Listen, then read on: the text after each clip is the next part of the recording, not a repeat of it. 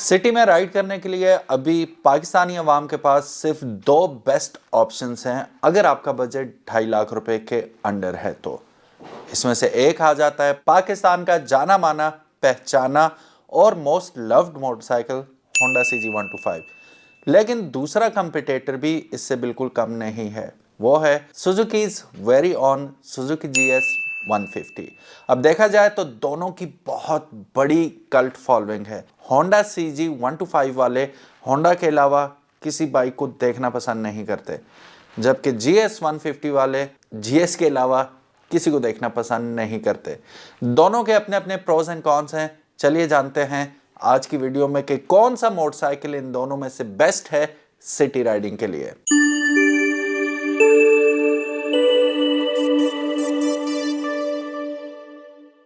बिस्मिल्लाहिर्रहमानिर्रहीम, अस्सलाम वालेकुम। मेरा नाम है ख्वाजा मोहम्मद उमर और आप देख रहे हैं BikeMate PK. Welcome back to yet another video.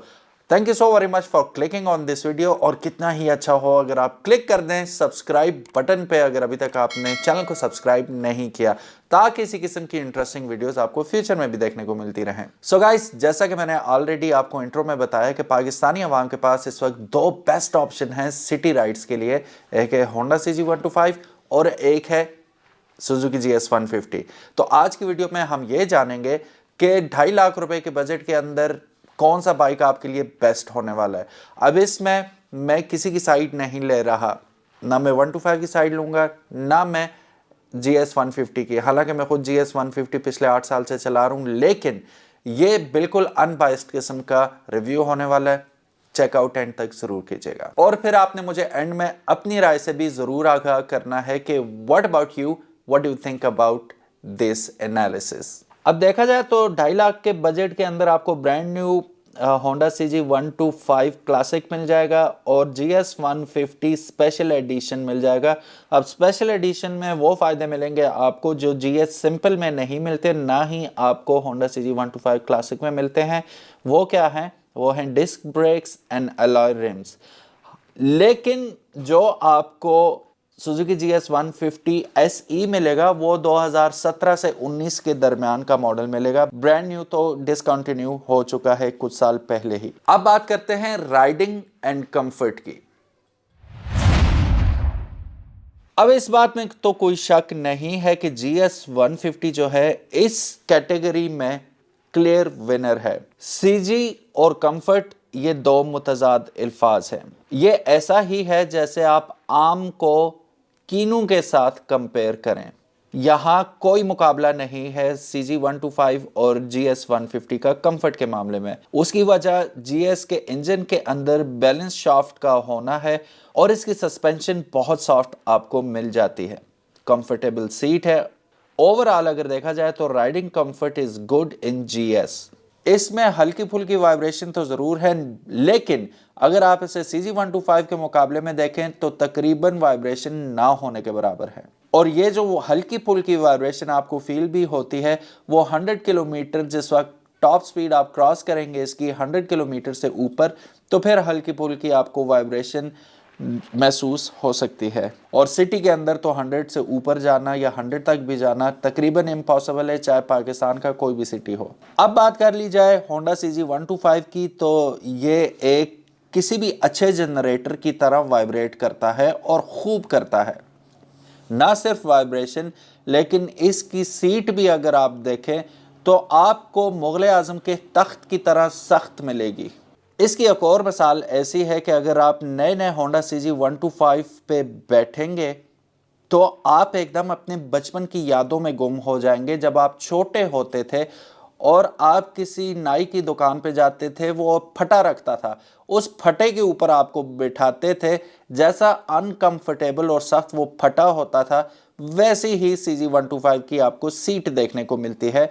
तो ये आपको आपकी बचपन की यादों में ले जाता है, नॉस्टैल्जिक फीलिंग आती है। सिटी के अंदर तो किसी हद तक ठीक है, लेकिन लॉन्ग राइड्स पे it is not enjoyable at all riding CG125।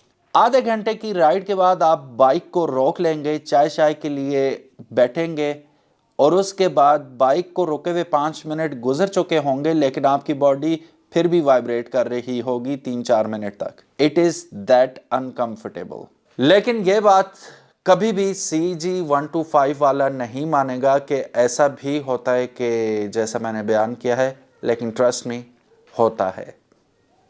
अगर आपके साथ भी हुआ है तो जरूर बताइएगा। सिटी राइड्स के लिए of course GS150 is the best option right now, लेकिन छोटे मोटे स्प्रिंट्स हैं, आपकी 8-10 किलोमीटर की ड्राइव है, आप ऑफिस से घर, घर से ऑफिस जाना है, तो yes, CG125 can do that easily for you. लेकिन अगर आपका सफ़र 40-50 किलोमीटर डेली है या इससे भी ज़्यादा है, स्पेशली अगर आप कोई मार्केटिंग का काम कर रहे हैं या मेडिकल रैप हैं या कोई ऐसी जॉब है जिसमें आपको 100 किलोमीटर एटलीस्ट डेली चलना पड़ता है, तो GS150 is the best option for you right now. Next category होने वाली है फ्यूल एवरेज की।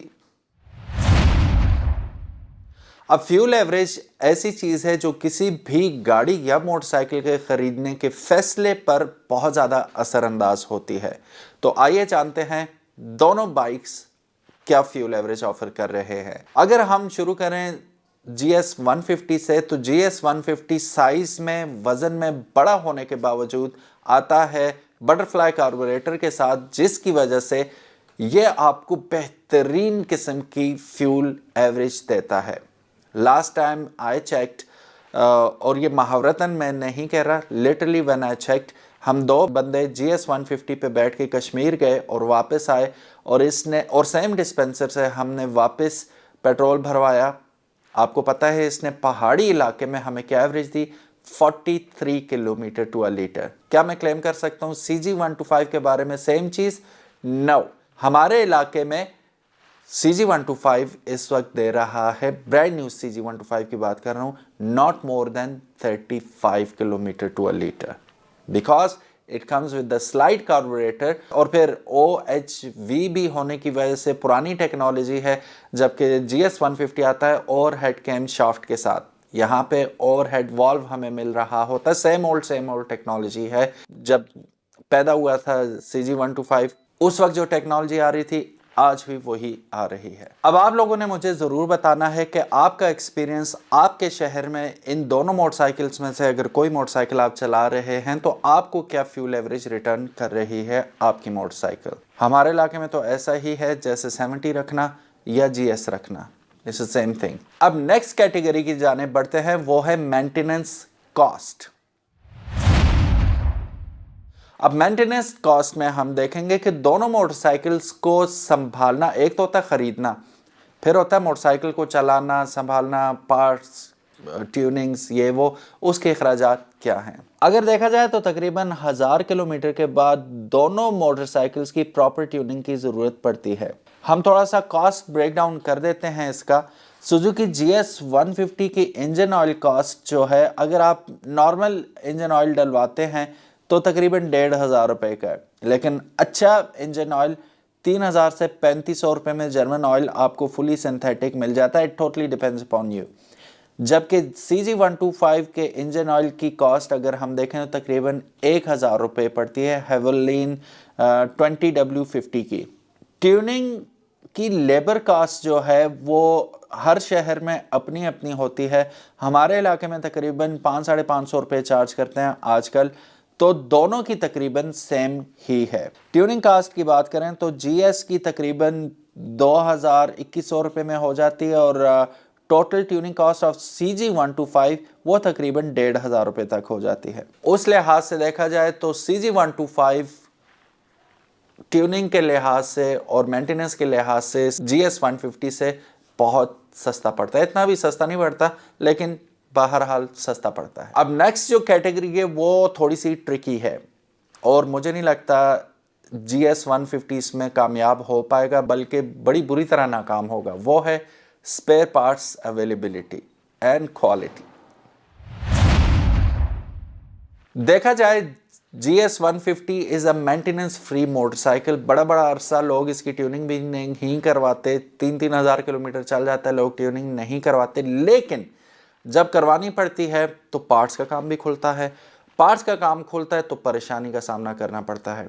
इसमें दो बातें हैं, एक तो पार्ट्स एक्सपेंसिव है, दूसरा पार्ट्स अवेलेबिलिटी। ये दो मेन इशू हैं। मैं एग्जांपल देता हूँ आपको। अगर आपकी मोटरसाइकिल में स्पेशली अगर आपने GS 150 स्पेशल एडिशन रखा हुआ है, डिस्क ब्रेक्स का इशू हो जाता है। मिलती हैं आफ्टर मार्केट, मिल जाती हैं, थोड़ी सस्ती भी मिलती हैं, लेकिन जेन्युइन पार्ट्स आपको बहुत एक्सपेंसिव पड़ते हैं और स्पेशली हमारे इलाके में एक एक हफ्ते का वेट करना पड़ता है, बिकॉज सुजुकी की कोई फ्रेंचाइज हज़ारा डिवीजन में एग्जिस्ट ही नहीं करती। पहले होती थी, अब नहीं है, ठीक है। तो हमें बड़ा टेंशन होती है कि यार एबटाबाद से ऊपर कोई सुजुकी नहीं है, ठीक है। या हरिपुर जाओ या फिर पिंडी जाओ, वहाँ से मिलेगी, वो भी अगर वहाँ पे हुई तो।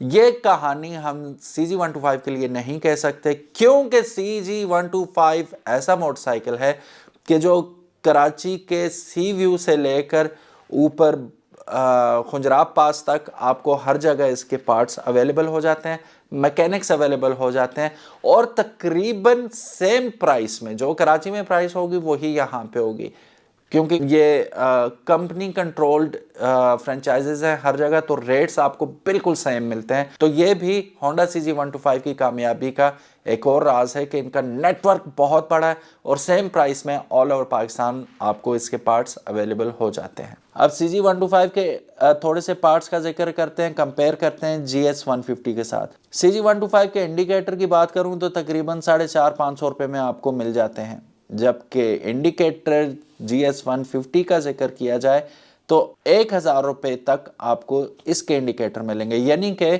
दुगने महंगे हैं CG125 से।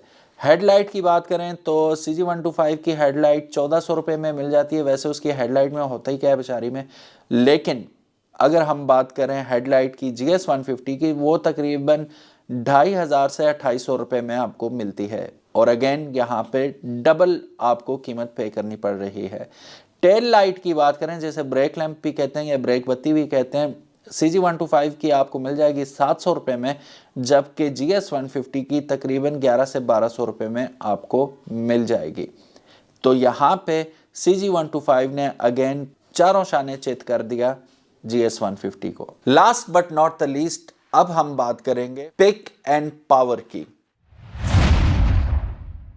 अब यहाँ पे नो डाउट आप सब लोगों को अच्छी तरह पता है कि अगर रेस की बात आए तो GS 150 जितना भी पावरफुल हो, जितना भी कंफर्टेबल हो, जितनी भी स्मूथ राइड हो उसकी और अच्छी सस्पेंशन हो, जो शार्ट बर्स्ट है उसमें CG125 को कभी नहीं पकड़ सकता। हाँ, अनटिल एंड अनलेस आपने अपने GS के साथ कुछ ट्विक्स किए हुए हैं, उसका फिल्टर चेंज किया हुआ है, उसके प्लग्स चेंज हैं, उसमें हाई परफॉर्मेंस केबल लगा रखी है प्लग्स के लिए, जिसे हम ट्विन कोर केबल कहते हैं, वो लगा रखी है आपने, तो फिर शायद आपका GS जीत जाए। अदरवाइज़ ये है कि स्टॉक हालत में CG125 को हराना, वो भी चौथे गियर तक, बहुत मुश्किल है। हाँ, GS 150 की गियर रेशो थोड़ी सी ज़्यादा है, तो वो थोड़ा लंबा चल के GS जब अपने तीसरे चौथे गियर में पहुंचेगा तब जाके कहीं पकड़ पाएगा CG125 को। तो शॉर्ट बर्स्ट में क्लियर किंग है CG125। पावर की अगर बात करें, अब बात करते हैं स्ट्रेंथ की। पहाड़ी इलाके में चढ़ते वक्त दोनों बाइक्स कैसा बिहेव करते हैं। GS 150 यहाँ पे क्लियर विनर है। ऑफ कोर्स एक तो 150cc है, इस वजह से भी।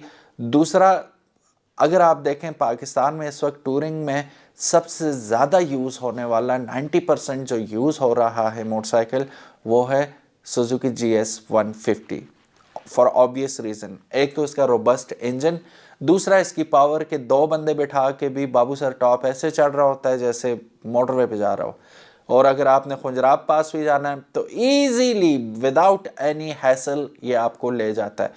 हमने अपनी आंखों से खांसते हुए और सांस फूलते हुए देखा है CG125 को सिंगल बंदे पे भी, क्योंकि यूरो 2 टेक्नोलॉजी वाले जब से मोटरसाइकिल आने शुरू हुए CG125 में हायर एल्टीट्यूड्स पे इन मोटरसाइकिल्स का सांस फूल जाता है और they get out performed by GS 150। ये सिंगल बंदे को बिठा के भी ऊपर सही तरह नहीं चढ़ सकते, हायर एल्टीट्यूड पे ऑक्सीजन की कमी होती है, इन लोगों का सांस फूल जाता है। तो ये बाइक्स वहाँ पे टोटल फ्लॉप साबित होते हैं कंपेयर टू GS 150। आप लोगों का क्या एक्सपीरियंस है? अगर आप इन इलाकों में लेके गए हो अपने बाइक्स को तो आपके बाइक्स ने कैसा बिहेव किया है ज़रूर बताइएगा कमेंट सेक्शन में। हम ज़रूर चाहेंगे कि आप हमसे शेयर करें। चलिए जी, अब हम अपना वर्डिक्ट देते हैं कि मेरे ख्याल में कौन सा बेस्ट है। ऑफ कोर्स मैंने GS भी ज़्यादा 8 साल से चला रहा हूँ, 6-7 साल से चला रहा हूँ और मुसलसल चला रहा हूँ।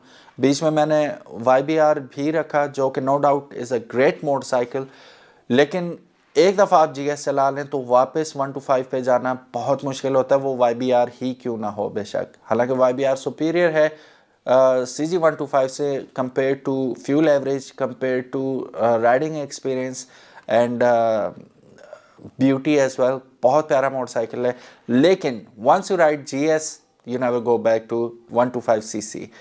सो मैं चला रहा हूँ फिर किसी वजह से चला रहा हूँ, इसीलिए कि सिटी के अंदर भी बेहतरीन मोटरसाइकिल है, आपको कंफर्टेबल राइड देता है, कंफर्टेबल सीट है इसकी, और इकॉनमी फ्यूल इकॉनमी बहुत ज़बरदस्त है और मेंटेनेंस फ्री मोटरसाइकिल है।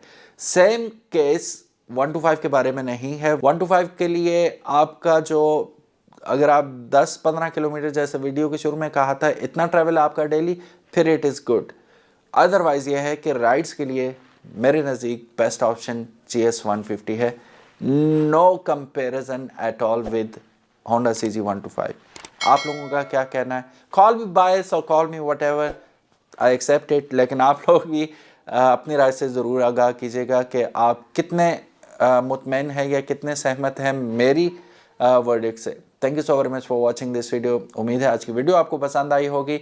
इसी किस्म की मज़ीद इंटरेस्टिंग वीडियोस देखने के लिए और for the love of Honda CG 125 channel को सब्सक्राइब करना मत भूलिएगा।